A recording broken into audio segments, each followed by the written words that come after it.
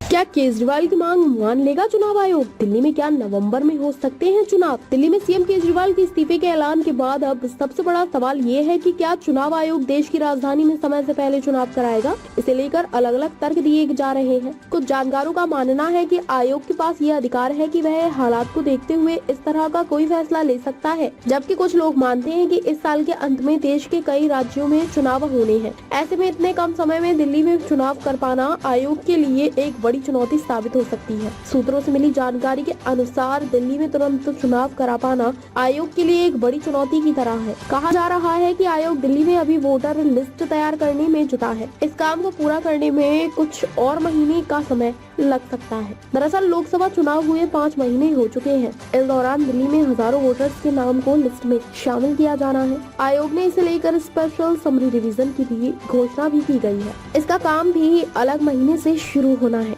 माना जा रहा है आयोग को जम्मू कश्मीर और हरियाणा में चुनाव के बाद झारखंड और महाराष्ट्र में भी चुनाव कराने ही है। झारखंड और महाराष्ट्र में चुनाव की तारीखों का ऐलान अक्टूबर के दूसरे सप्ताह तक हो सकता है और मतदान नवंबर में कराए जा सकते हैं। ऐसे में इतने कम समय में दिल्ली में चुनाव को करा पाना जरा मुश्किल मालूम पड़ रहा है। जानकार मानते हैं कि किसी भी राज्य में एक तय समय पर चुनाव कराने के लिए आयोग को 3 से 4 महीने पहले ही तैयारियों को आखिरी रूप देना शुरू करना पड़ता है। चुनाव कराने से पहले कई तरह की चीजों को तैयार किया जाता है, चाहे बात वोटर लिस्ट की हो या फिर नए मतदाताओं को जोड़ने की। आयोग हर लेवल पर अपनी सभी तैयारियों को दुरुस्त करने के बाद ही चुनाव की तारीखों का ऐलान करता है। दिल्ली में अभी इनमें से कई प्रतिक्रियाओं का काम बचा हुआ है। ऐसे में बगैर उन तैयारियों को पूरी किए चुनाव की तारीखों की घोषणा करना मुश्किल है।